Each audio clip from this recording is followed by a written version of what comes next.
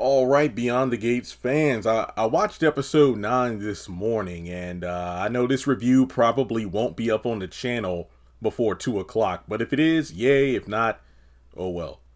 Well, it is 101 right now, so I might be able to squeeze it in real quick. But yeah, I enjoyed this episode. Yeah, people were reminding me, Jeremy, characters aren't going to be in every single episode. I know you're upset Danny wasn't in episode 8, but at the same time, that allowed other characters screen time in order for us to learn more about them. You know, like in the past couple episodes, we spent more time learning about like Doug and his dynamic with his wife Vanessa and the fact that he has a bit of a gambling addiction. And then we learn a bit more lore surrounding Eva and Leslie slash Dana. And on top of that, we really are building foundational pieces for a good story. And I have to say, I'm just really glad that the show has found its fan base. I mean, it just started last week, yet it's already breaking records in terms of ratings, and it's proving the naysayers wrong who said, oh, this soap isn't going to last long at all. But the ratings definitely seem to tell another tale, and I am here for it. Now, it's funny because I looked at Twitter yesterday, and I think it was a tweet I made. I think it was in reference to episode 7, or was it episode 7? Or it could have been 8. Well, either way, it was an episode this week.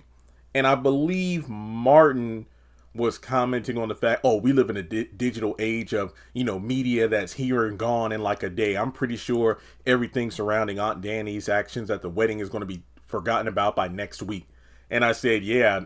I tweeted out, I said, Martin has a point, but Danny isn't going to be forgotten about anytime soon, especially if she ends up turning into like a meme or a GIF, or people take a reel from, the wedding video and then, put a track to it or something to it, and it's like it goes viral. And that's pretty much what happened. You got Danny staring at a meme of herself, and she even coins the phrase Cowboy Danny. Or was it Andre that said that? I forgot. But either way, it was hilarious. So there's apparently a Facebook page group that is dedicated to Danny right now. And this is insane. This is like the hot tour of the Beyond the Gates universe.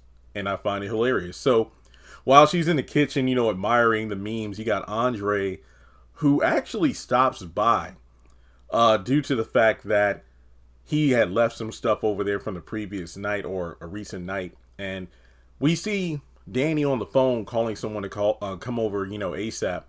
And Andre, is just like, hey, had a great time with you. And that was the last time. And he rightfully says, well, I mean, you sure? Because the time before last was supposed to be the last time.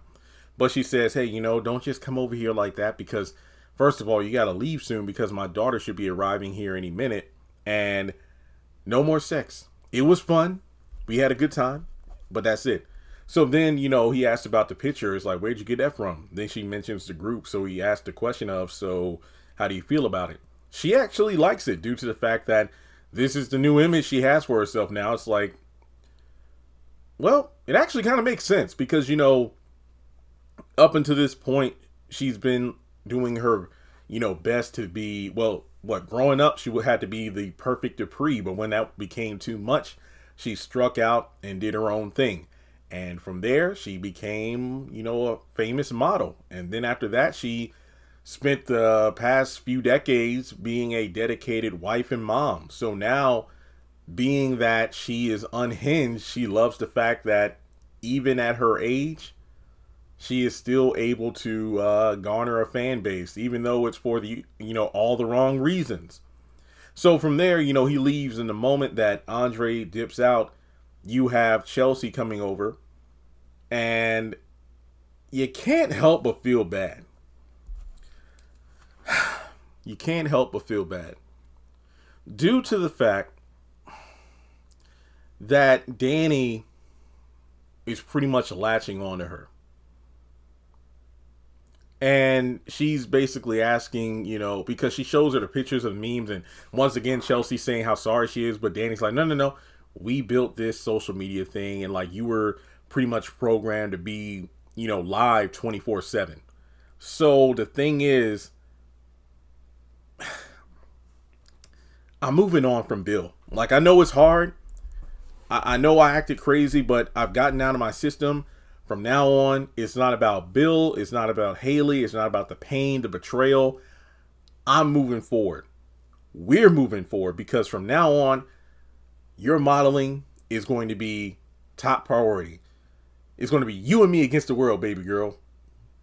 And not only that, you're getting all of me. And this is soul crushing to Chelsea due to the fact that, as we established earlier in episode 1 or 2, that her and Kat have their own purse line that they want to start. But Chelsea goes on to tell Naomi a few episodes later she wants to, quit modeling. But, the reason she's hesitating is due to the fact that she doesn't want to just, discard her mom at a sensitive time like this, because of the fact that she feels her mom needs her now more than ever. Because with, of course, Naomi being grown, first one to leave the house and get married and whatnot. Then the betrayal from Haley and then taking dad from mom. She honestly has nothing else going for her. So how will I look if I end up cutting ties with her and then she's left all alone? Then what?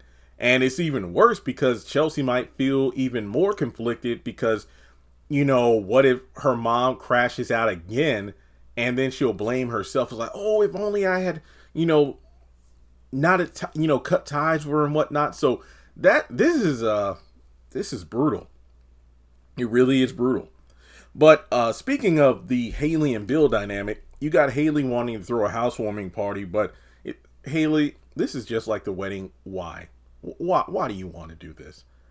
I don't know what you're expecting. Like, given everything that just happened in the past, 12 hours or so?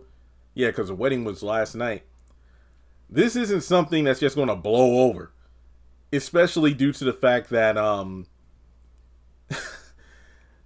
for some reason,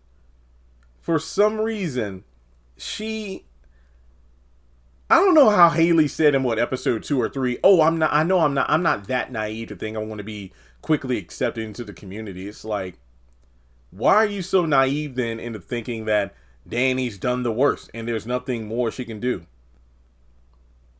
This woman could still kill you. This woman could still harass you. Like, I don't really, what? I mean, okay, in some ways, you could almost see why she would feel, that's the worst she did, and she got it out of her system. But it's like, well, the stunt she pulled went extremely viral, and her family were able to clean it up. Meaning that if she does something like this again, they will probably clean it up. So I don't know why Haley has this air about her where everything's going to be fine. No. That's not a good thing to, think about. So Bill slowly but surely begins to show that side we have all been thinking of. Like, okay, as soon as Haley and Bill get married, maybe she's going to see who he really is. So he catches Haley on a call from Caroline regarding a case of hers that she's working on. And he's like, wait, Caroline should know better than to call you on your honeymoon. So I guess they aren't going to Italy? I guess with the whole situation involving the gun and the press conference, they decided to just stick it out for a few days. I don't know, but no, Haley says it's fine because she was eager to look into this case regardless. But Bill wants her to quit. Doesn't that sound familiar? Bill wants her to quit and basically live in a lap of luxury. And I want you to be more independent. But if I quit my job and you pretty much fund the lifestyle, doesn't that mean that I'm dependent on you more so than ever before? And keep in mind, our coworkers are my only friends. So what am I supposed to do? Just sit around here all day? And he gives her a gift, and it's a black card. It's accepted everywhere, and there's no limit. And this is just a taste of what it's like to be married to me. And she's like, fine, I'll take this card, but don't take this as my, agreement to resign. Now, the funny thing is, while they're just, trying to live in bliss of, oh, Danny, she did what she did. We don't have to worry about it anymore. What does she do? She gets online, and one of the first things she does, shopping. Let's see, should I get shoes? Should I get jewelry with this black card? And the next thing she sees while, scrolling is that Danny meme. And she just shuts down the tab, and it's like, oh, I felt that. I mean, it's just like when you try to forget about work, or if you try to forget about the person or the thing that's stressing you out, it's like, you know what, let me just do some mindless scrolling on TikTok, or maybe I'll buy myself something nice on Amazon, or, some other random website. But then the algorithm is going to show you the one thing you've been trying to avoid. So she puts the phone down, but then gets an alert that somebody's at the door. And it's Danny of all people.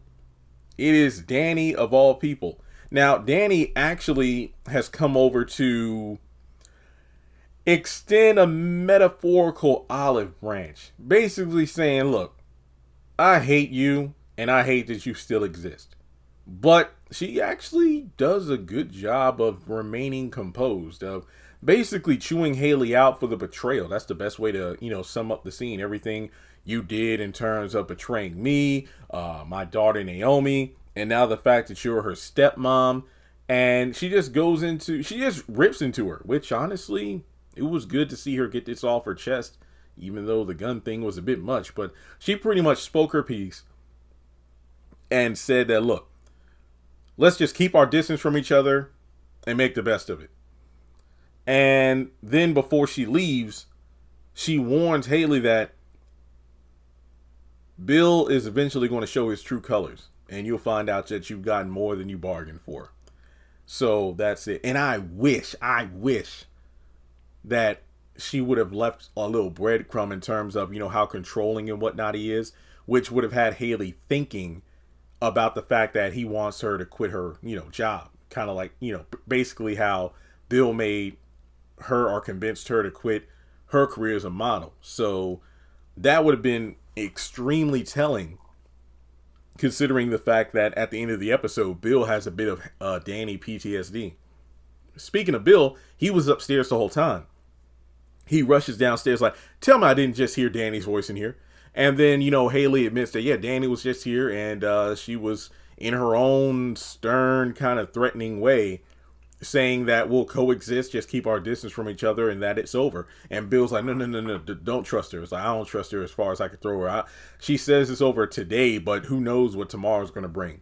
And to kind of skip ahead towards the end of the episode, after these two have, just been sitting on the couch after having sex, I think Haley must be in the room because Bill's in his robe, and then he's just sitting there looking at the picture from the wedding, and he's just kind of lost in his thoughts. But unfortunately, he has a flashback to what happened the night before, which is, oh my goodness, everything that happened at the wedding. He had, the Danny with the gun and everything, and then he makes a call saying, I need to see you immediately. So this could be a Jim and Candace kind of situation here, where they say it's over, but it's not over. And keep in mind, this is completely realistic. This man had a gun pointed at him and his bride-to-be on their wedding day by his scorned ex-wife. This isn't something he's just going to roll over and forget about. And that's kind of interesting when you look at how, up until this point in the series, Bill has been like a tick-for-tat kind of guy in terms of, okay, it's over, fine, it's over when I say it's over, but he doesn't believe Danny is truly done. And I can completely understand him thinking that gun stunt was only the beginning. So he's going to try to nip it in the bud in his own way, and then watch it backfire, leading to a continued war between, Bill, Danny, and then Haley's going to be caught in the crossfire. But, and I'll keep quoting this, I fell in love with an inconvenient man. And as Nicole said, now you have to deal with the inconvenient consequences. See how that works? So, man, but yeah, she's going to find out that Bill, this isn't going to turn out the way she wants to. I think somebody on Twitter said, look at Bill always trying to turn women into housewife of Fairmount. Because, yeah, you might be living in a lap of luxury, but you'll be alone. I mean, Bill's going to be at work all day. I mean, no doubt he has like a maid or staff to come in and clean the house, but that sucks. I mean, think about it. You have Danny, who was at the top of her game famous and everything as a model, and yet gave that all up to take care of Bill and help fuel his dreams and career and then become a mom. She gave up the world. Haley never had the world, never had any real friends. Then the first time she makes a real friend, she betrays her and her family to take away the husband.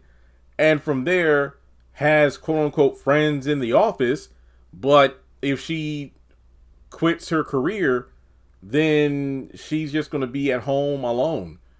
But let's be completely honest here. Most people wouldn't care. I know I wouldn't, like, oh no, I'm stuck in a mansion with a black card with no limit. Whoa, it's me. No, man, I'd be buying, shoot.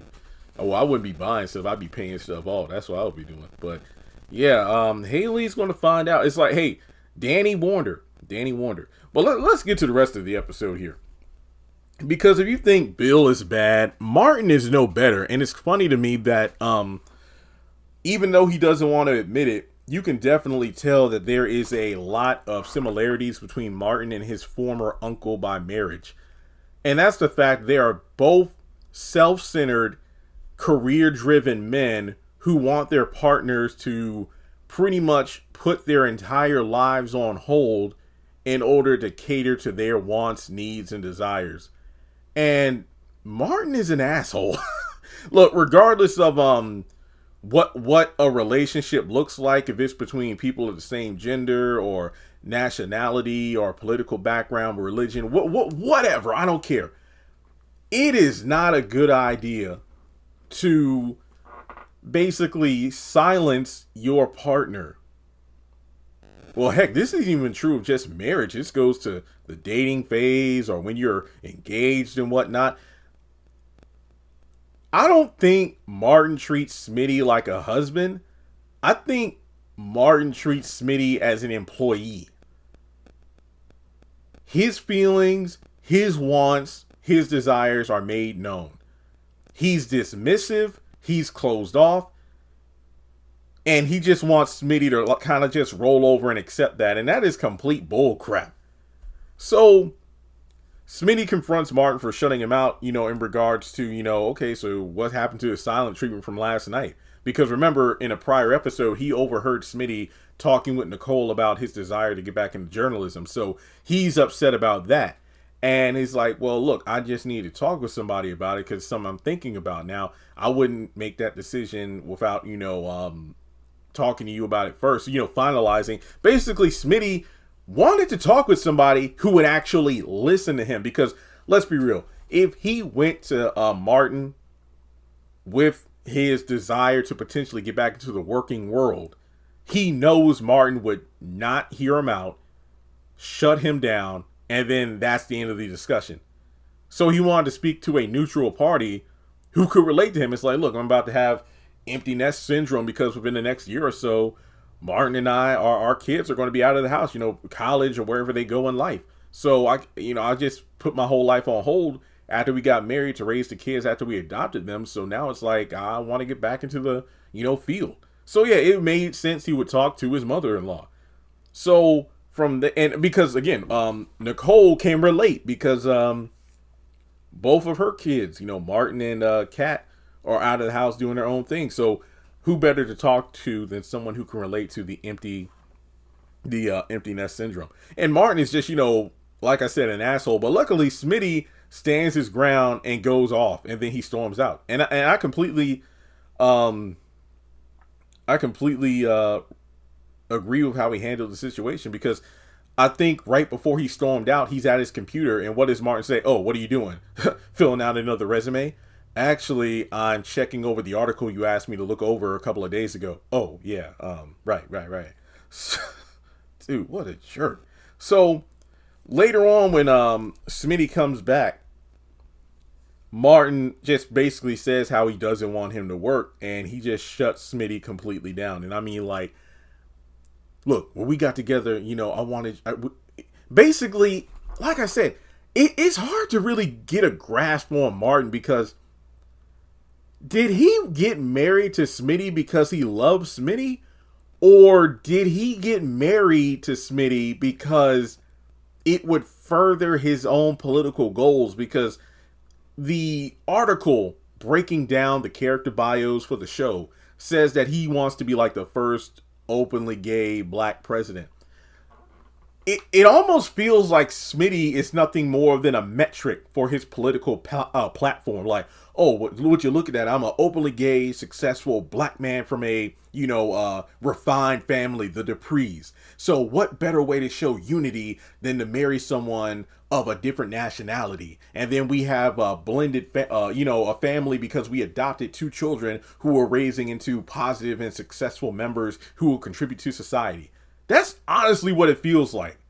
Seriously, when you look at how Martin interacts with his husband and how because I think he was looking at demographics, it's almost like, it's almost like Martin is basing his entire life off of statistics. Like, statistically speaking, more marriages are successful that have a working parent and a stay-at-home parent. But then Smitty's like, yeah, but there are also marriages that last, families that stick together when both parents work. So why can't we figure out a way to work? Because the kids aren't kids anymore. They're teenagers about to, leave.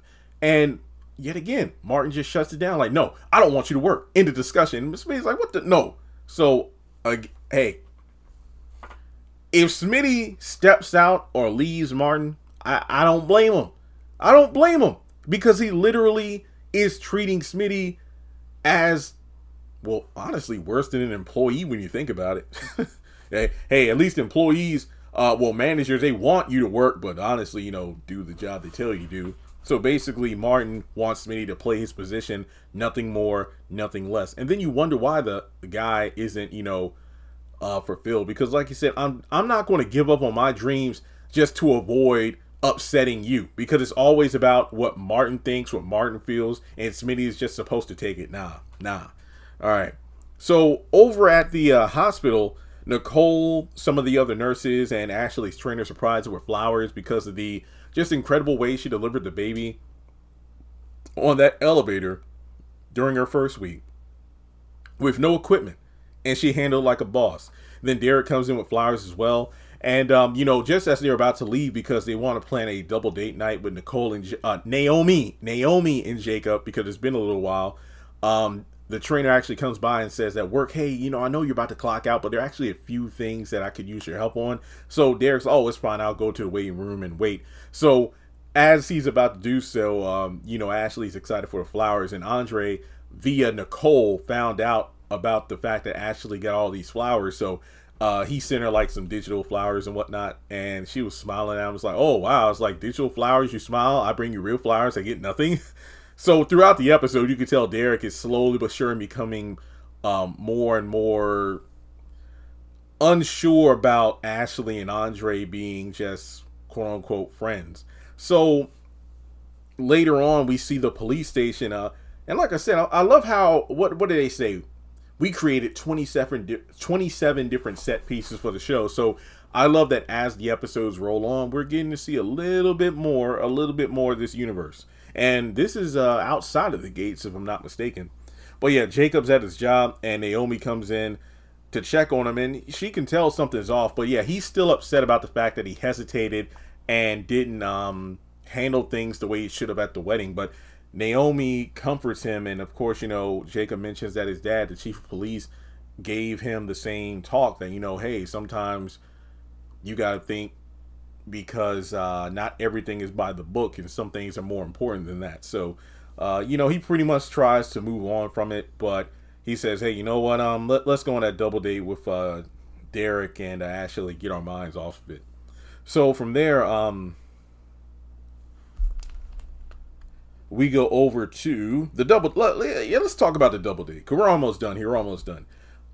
You have Chelsea. She's in the back because she actually was on a phone call with Kat, who talks about Eva, but she doesn't have time to get into it right now. And Chelsea's there, and the double date duo notice the fact that Chelsea is, with this guy, and Naomi's like, oh, some guy she's probably into, but actually, who's into her because she's famous, but actually it's the other way around. So when we kind of chime in on their date, just briefly, Yeah, this is a regular guy. It's not someone because he's like, wow, I'm surprised someone as famous as you was on a date with me. And then they kind of step out to go, elsewhere. And it turns out this dude is married. So I don't know the correct terminology for this. I know there are so many different words or descriptions of like people who are what is it called, like polygamous, monogamy, or whatever. Well, honestly, I think that's more about marriages, but like what is it? Neo people like Neo that have like multiple girlfriends. Like they aren't down with monogamy. They're they have multiple partners, if you or whatever you want to call it. So I guess it's just one of those things where maybe this married couple just wants to try something new, have a threesome. I don't know. I don't know. And I'm not judging. It's just like I was like, whoa, okay. I didn't know Chelsea was trying to get down like that. Okay, but man, dang. Okay now. So we go over to the double date, and Andre stops by, and he just happened to be in the area. Right, because I remember a few episodes ago when he and Kat were helping film Nicole's video for the award she's supposed to be getting during that ceremony. Andre asked about Ashley, and Kat mentioned how, well, don't ask us. You might want to ask Naomi since they're besties and they always go on these double date nights. So Andre probably got wind through some connections and knew where to pop up at. So it's like, hey, do you want to have a seat? Oh, I don't want to intrude or anything, because before that, Derek is shocked to learn that Andre is actually related to Naomi via Ted, her uncle. So it's like, oh, you just connected to all these people, huh? It's like, yeah. And it's funny because this is in relation to when Derek saw Andre at the hospital during the whole baby situation. Oh, you just happened to be at the hospital when Ashley was leaving. Well, yeah, actually, and then the trainer was like, well, yeah, because he is the nephew of renowned plastic surgeon Ted, who's married to Nicole, who works there at the hospital as well. So Derek is like, oh, it's like he has his suspicions, but Andre popping up, while it obviously is suspicious because we know what his intentions are with Ashley, he can't really counter that because it's like, well, he does have family relations, so I guess it makes sense. So yeah, he gets invited to the table and he pulls up, and next thing you know, the conversation just kind of turns into the story of the baby delivery.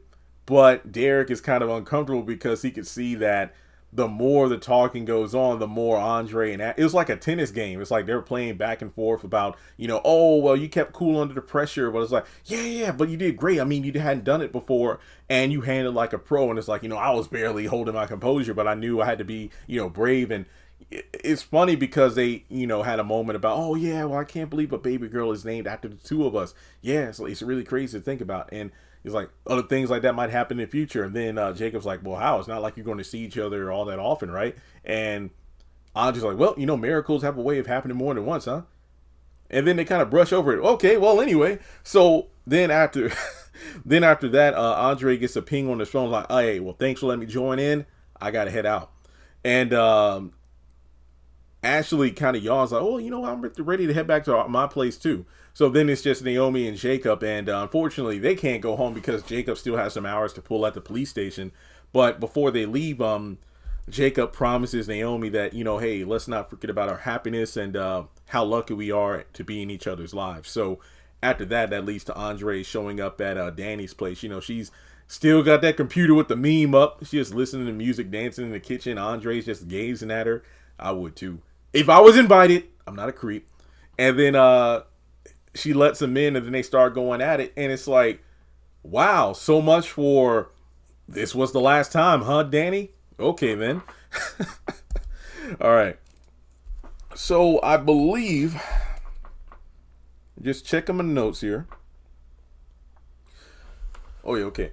Before we get to the Eva and Cat stuff, I remember tweeting this morning. I said, I think one of these days, Danny and Vanessa are going to catch each other. Remember, Vanessa and Nicole are best friends, but Vanessa is also Danny's next door neighbor. So I wonder if one day, it could be during the day, it could be at night, like we'll see Danny getting freaky with Andre. And then she'll kind of like accidentally like look out of her window and see Vanessa getting freaky with a young thing like Diego or whoever else, or that Zeke dude. And then they both kind of wink at each other like, we still got it. Oh man, okay, I'm sorry, I just had to say that. All right, then the last thing, while Ted and Kat are talking about the big event for Nicole, Kat is trying to get her dad to change to a better suit. Eva's just like this eavesdropping, and she's just jealous over the whole connection thing of like, oh yeah, their cushy life, yada yada yada. So she kind of, oh, I'm sorry, I didn't mean to interrupt. So she actually came by to check out a few things, and that's when Kat just starts to interrogate her again about her lack of a career before getting this job. Oh, is this your first real job? It's like, I just saw you, with some hair pictures on social media. Like, what, are those your friends? Actually, those are my clients. And that's when Nicole, overhears Kat just going in, and Ted's like, whoa, what's the third degree burn here? Come on, like, well, what is this? So then Nicole comes in, calls out Kat, and then Kat mentions, yeah, actually, I can't make it to the ceremony. There's some business things that came up, but if there's anything else you need me to do beforehand, actually, we'll take care of it. Oh, you and Eva. All right. So then she leaves.